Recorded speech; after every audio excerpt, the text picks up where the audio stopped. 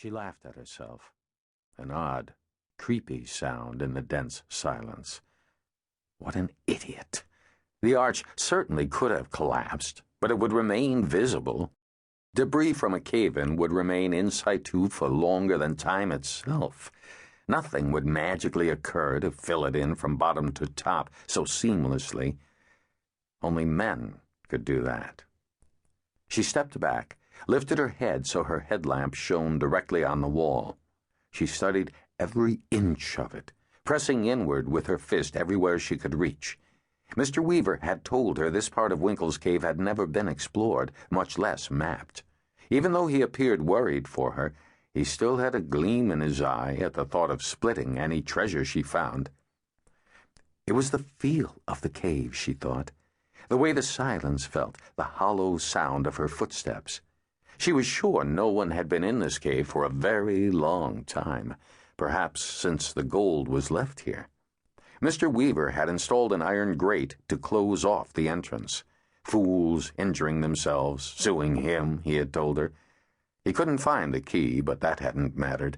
The lock had been child's play to pick. Finally, she stepped back and hummed some more. If someone had filled in an arched opening, they did it remarkably well. She could find no seams, nothing that looked out of place or staged.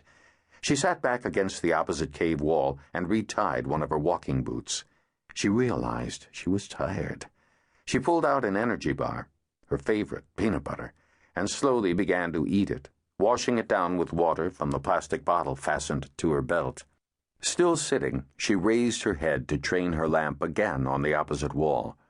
She was beginning to hate that frigging wall. She began at the top and slowly scanned all the way to the bottom again. She saw something, about 2 feet above the floor where the light reflected differently.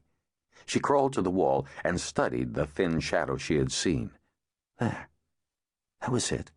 A line of dust and dirt about 1/2 inch wide. Oh my God. It wasn't just a line. It was shaped like an arch.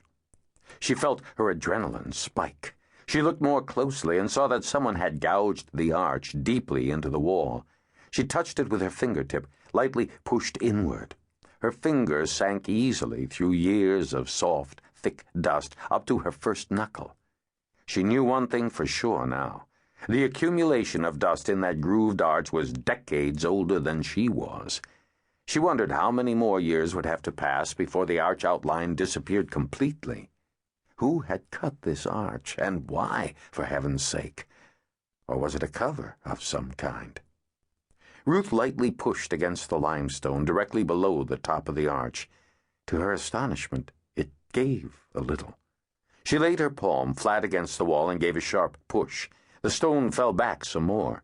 Her heart kettle-drummed in her chest. The stone was light enough that she could dig it out. She pulled the small pick from her belt and went at it. The limestone crumbled, and suddenly she was staring at a small, round hole. She leaned forward, but the hole was too small for her to see anything in the chamber beyond. And there was a chamber beyond. The chamber she was looking for.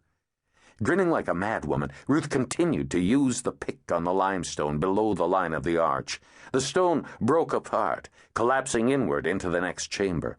When she had cleared it out, it was no bigger than a St. Bernard doggy door, but it was large enough to look into.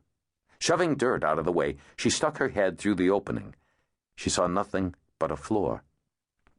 Pulling her second flashlight out of her belt, she beamed both it and her headlamp straight ahead, then slowly to the right, then back to the left. The light faded into endless black without reflection. She pulled back and sat on her heels. The men who had hidden the gold had cut this slab of limestone out of another part of the cave and fitted it in this space to better hide the low entrance to the treasure chamber. She was so excited, her fingertips were dancing. She was nearly there. She stuck her arm through the opening, felt nothing but the smooth dirt floor, solid and dry. The chamber the map showed beyond the archway. Everything was as it should be. So the precious map hidden in the age-dampened cardboard box of